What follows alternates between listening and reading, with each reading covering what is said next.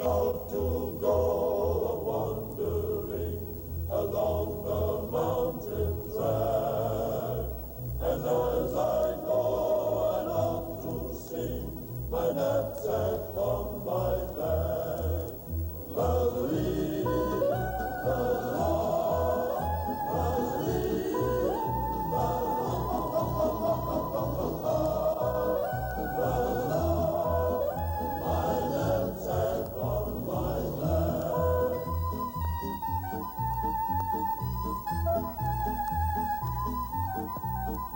Woods and Waters with your host, Bud Leavitt. Well, I'll tell you, we're going to have some fun tonight. My old friend Tom Shehan is here. What do you mean? Listen, you have made the change. You've not gone to a computer yet, but I had a note from you recently, and you've gone to an electric typewriter, and that's probably the worst written letter I've ever received. What an abomination. You know, those ponderous touches for a little guy, that's me. What do you mean? On the typewriter. Yeah, but this is supposed to be quicker and faster. Yeah. Where's your old I hit two old keys. Royal? Yeah. What do you got? You got an old LC Smith? I had a Smith Corona for years, yeah. What happened to it? Well, I don't know. I was somewhere along the road. Somebody got it for a boat anchor? I don't know. Are you coming better on the electric one? I would say fair, but I knock off 2 or 3 keys at the same time. That's what gets me. You know, when I drop my wrist, bang goes 2 other keys. This man has been a sports writer for, I've been saying 60 years. How many years is it now? It's well, 1926, but you figure it out. The 26 First byline. First byline in 19... Salem Sunday Tribune, yeah. Salem Sunday Tribune. Printed on the printing press from Shelby, Montana, reassembled in Salem, Mass. Wait a minute, Shelby, you weren't covering the fight. No, but the printing press was transported east and sold to a newspaper promotional family by the name of the Israels. They started weekly papers all over New England. And one of them they started was in Salem, Mass. And they bought the press of the bankrupt city of Shelby, Montana from the Gibbons-Dempsey fight and reassembled it in Salem. And there were 2 guys, Eddie Agel, who was a famous name there, and my sponsor and benevolent patron, Henry F. Scoop Lynch. He would call the Record American, he would say, "Lynch means to mob or hang. Collect." Collect. Hancock 3000. That was one of his numbers, yeah. Hancock 3000. Yeah, that was the Herald Traveler. How much did you get for that first story? The first story, he shook hands with me and bought my lunch. And your byline was your pay. Right. How many different papers have you written? Oh, I don't know, but I don't know. Quite a few. Let's just... Chicago, you were with the Annenbergs? Nationwide News Service, Annenbergs. New York Morning Telegraph. I worked for the Miami News when Jack Bell, the one-armed guy, was the sports editor. Yeah, great friend of mine, great benefactor of mine, too. Great guy. He ran the town of Miami. And, you know, Mike Jacobs came in to run his first fight there. Westbrook Pegler, by the way, wrote this in Esquire magazine. He said the boss of the town was Jack Bell. And Jack Bell broke into a meeting, walked right into the meeting and told them they weren't going to run that fight such and such a night because in the bowl, because it interfered with one of his charity promotions for the Miami Herald. Really? Excuse me, Miami News then. He worked on both papers. And they didn't run it on that date. That's the kind of clout he had around.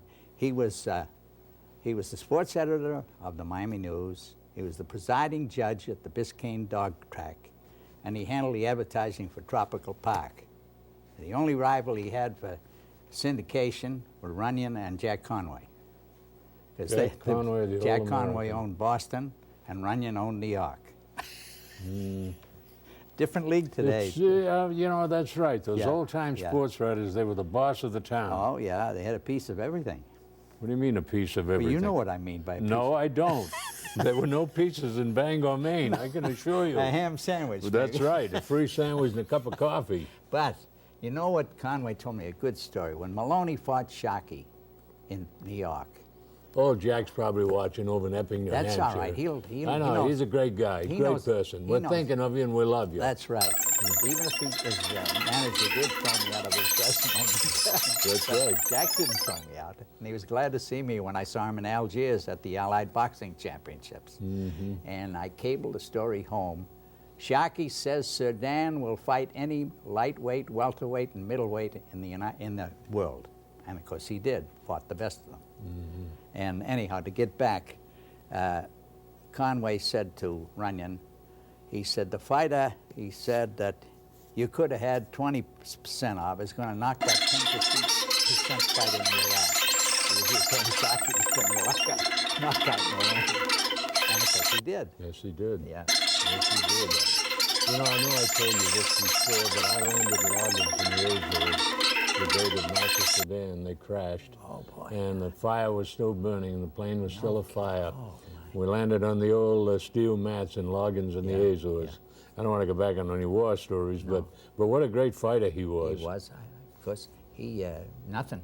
And at the St. Eugene Stadium in Algiers, a soccer stadium, pitch, rain pouring down, Sharkey and Cochran, judges at the ringside. I was there covering it for the the Army Weekly, and they had a canvas stretched on a frame over the ring, but they fought. The rain would sweep into the ring, and about 12,000 soldiers there. And when Sir Dan came down the aisle, they just went mad. He was that kind of an attraction. The French government kept him around to fight for French liberation and raise money. He fought in Iran, he fought in Morocco, he fought in Algiers, Casablanca, anywhere. Great fighter. Yeah. Why were sports writers then, back in that era, why were they more effective than today's sports writers?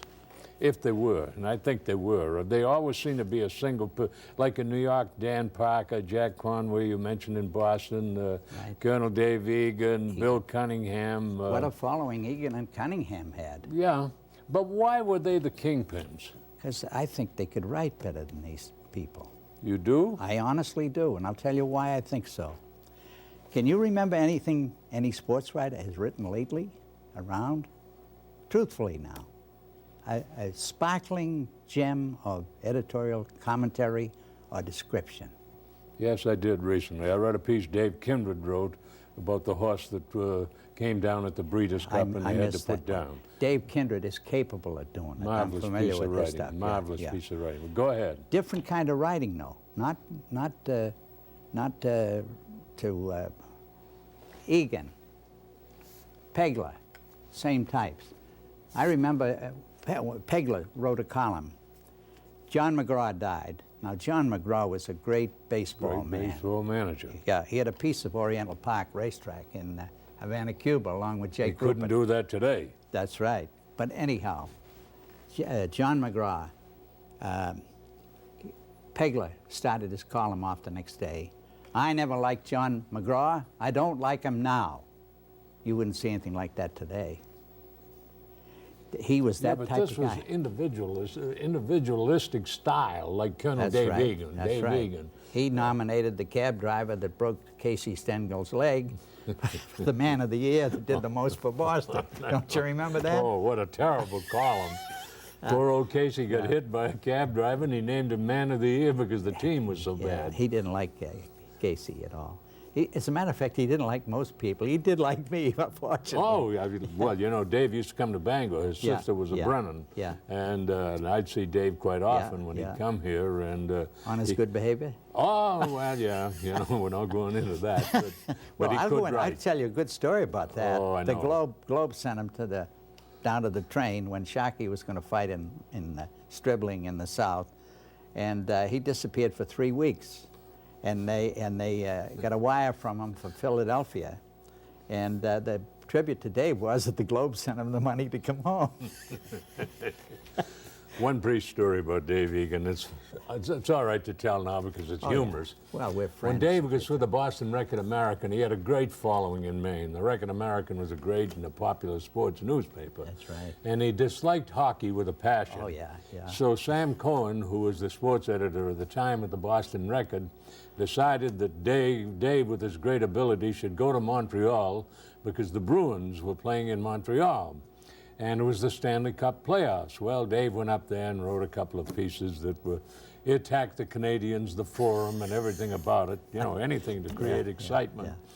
And when he got back, why, he put in his expense account $500. Well, typical of all newspapers, the business office didn't accept it in such generalities, and they wanted him to list it. Well, he trumped up another fake expense account and sent it downstairs, turned it back, they wouldn't accept it.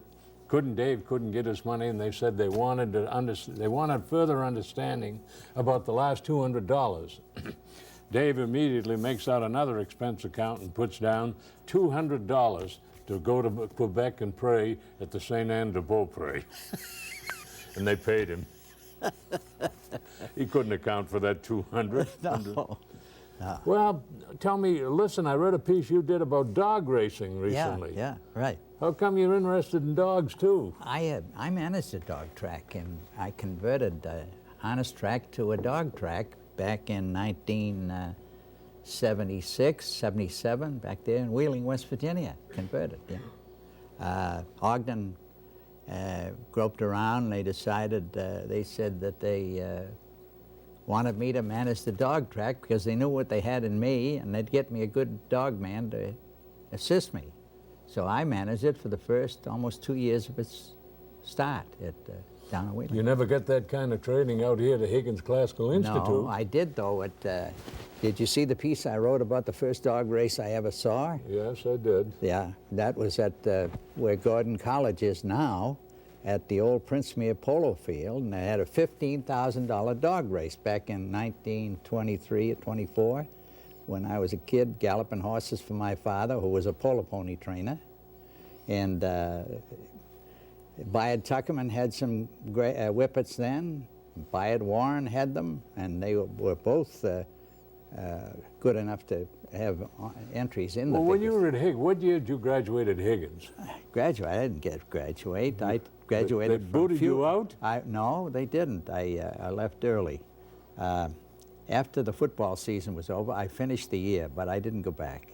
I went to St. John's Prep the next year. They needed a goaltender. How'd you ever happen to select Higgins at Charleston, Maine? A gentleman who came from Amherst, Maine, Lewis S. Crosby. He was captain of football at Colby College back in World War I days, and then flew a plane in World War I. Was prevailed upon by Prexy Johnson to stop playing football before he got seriously hurt, wound up coaching first at Rockland and then at Danvers, Mass., where he finished the rest of his life. And he was my sponsor. Hollis Sewell ran the store up in Charleston, right on the main drag there. There's only one main drag. Yeah. He ran the store there, was a roommate of Lewis Crosby at Colby. And so I got into Higgins Classical on that sponsorship. Cost me $50 for the year to go to school there. $50 for the year? Yes, and my father couldn't keep me home for that money.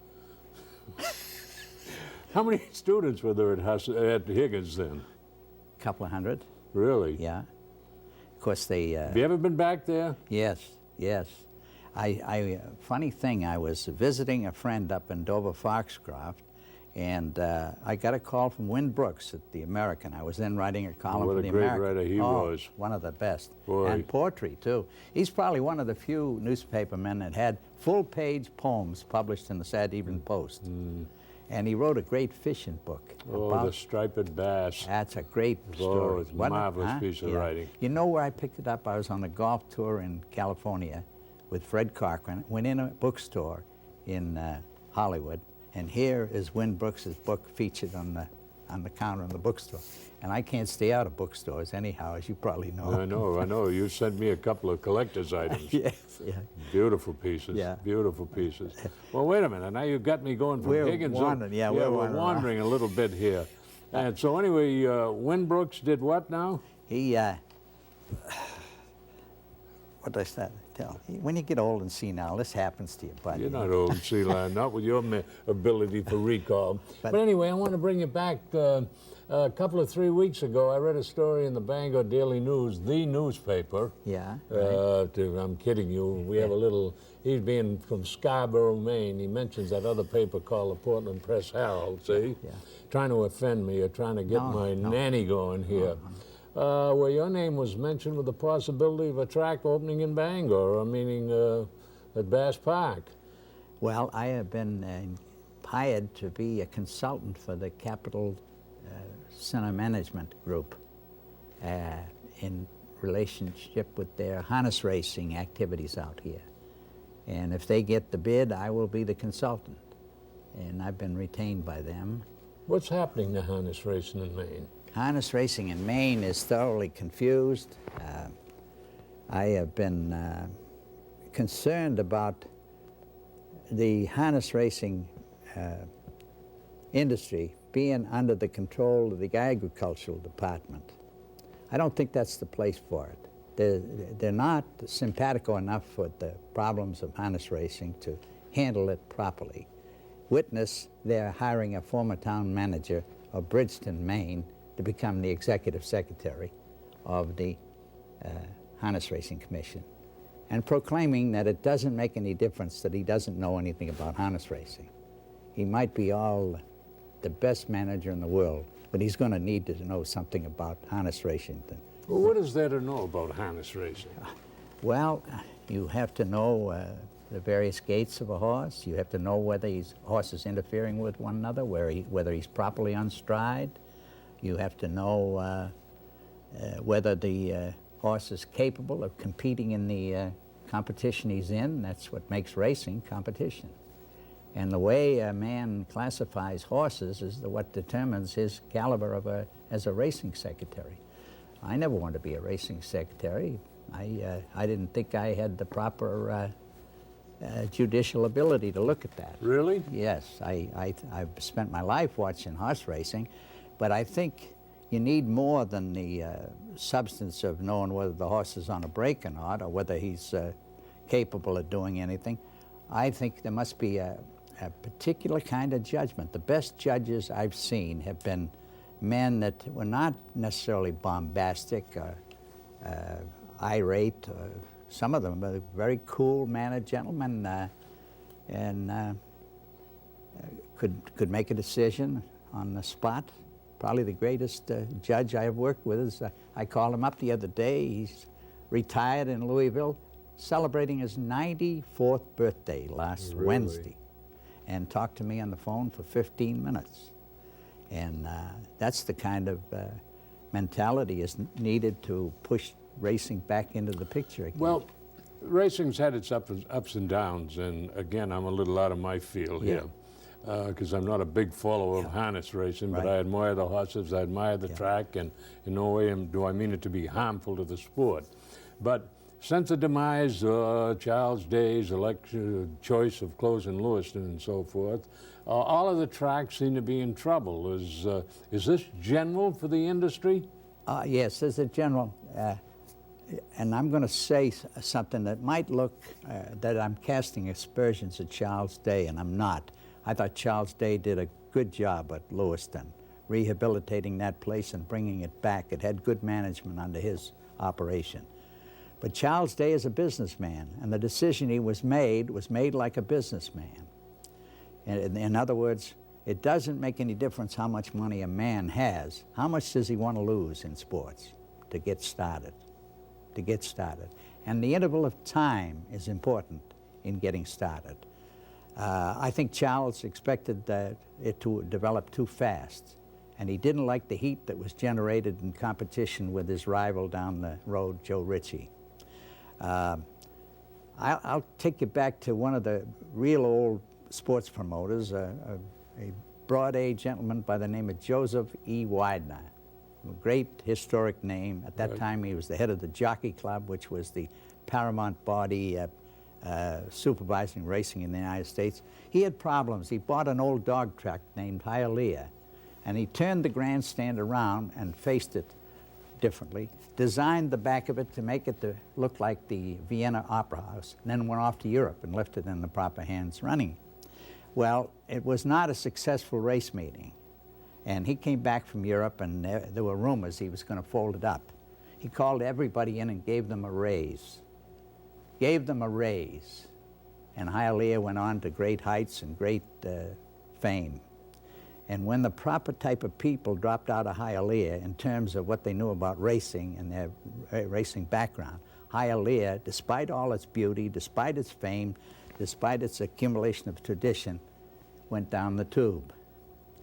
And this is the history of most of the racetrack. It isn't that we haven't had a good racing interest. We've lacked good racing management. And the same things I'm saying about racing in terms of businessmen are not good sports promoters. I'm saying about football, I'm saying about baseball. Something has happened to all of them. Why? We've got more businessmen running sports now than ever in the history of my life. And I don't think they're worth a tinker's damn when it comes to promoting.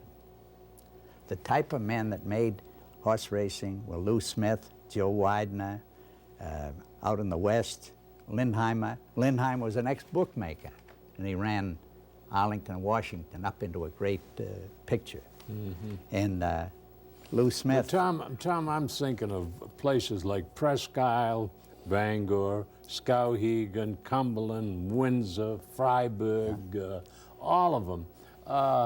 From my reading from the outside, there's a lack of interest now.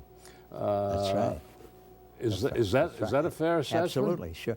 You take, when I was a little boy, my father took me to all kinds of races. There weren't as many things away from sports. Today, after kids get out of high school, the basketball is the big sport. Yeah. Basketball wasn't, we didn't even have a basketball court in my town. St. John's Prep had a basketball court. The agricultural school had one. None at Danvers High School. We played hockey. Came up here, saw some good basketball. I saw a lot of good basketball through Maine, just the short year I was here.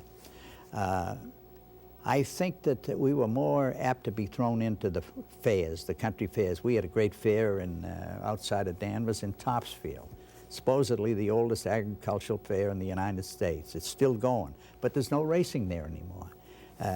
I heard about Presque Isle and John R. Braden before I ever came into the state of Maine. I heard about Margaret Dillon racing up here, and a lot of other good horses. John R. Braden, they sent to Tennessee for him. But what, I want to get, we're down to 5 minutes here, Yeah. and Boy, did we use that time. well, up. that's right. But anyway, you're an interesting man.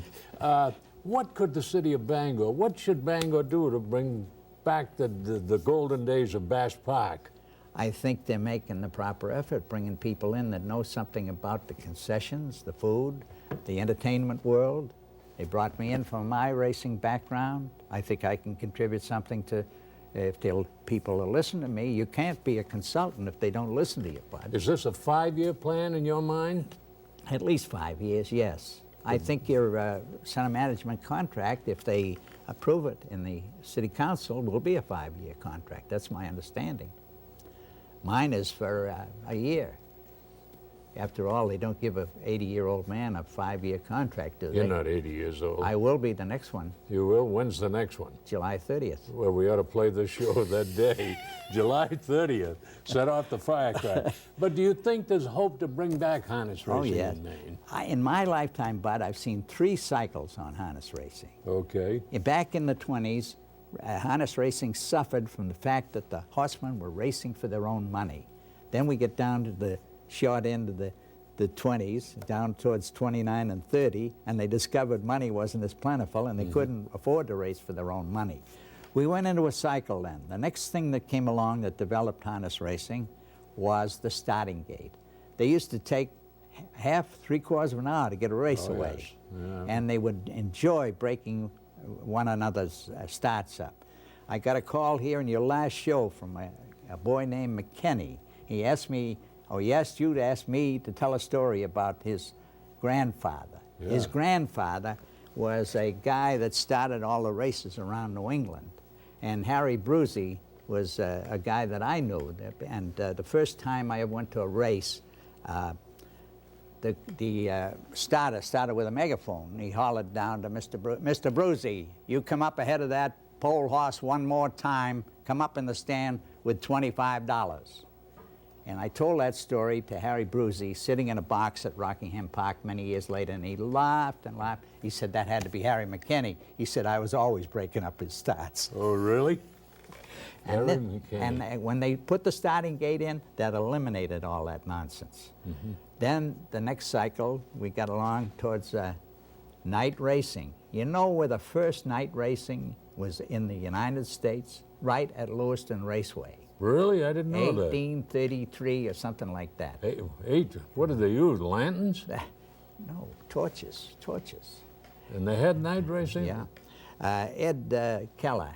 Yeah, sure. Ed Keller I remember. and another old friend of yours, Died in Florida. Norman Thomas. Norm Thomas, oh Right. boy. They did the researching job, and I have the clip. By the way, I should send you that I'd love piece. to. I didn't know that. Names the horses and the type of racing and everything.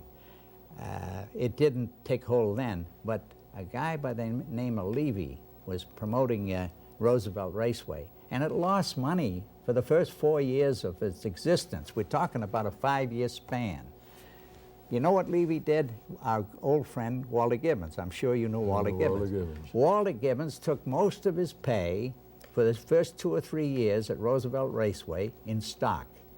A guy named Vincent Traynor, his father was a great sports editor of the New York World, Sure. took his pay as the mutual manager at Roosevelt Raceway in stock and went up to Andover, Mass, and retired and opened a stock brokerage office with that stock and parlayed it into comfort the rest of his life.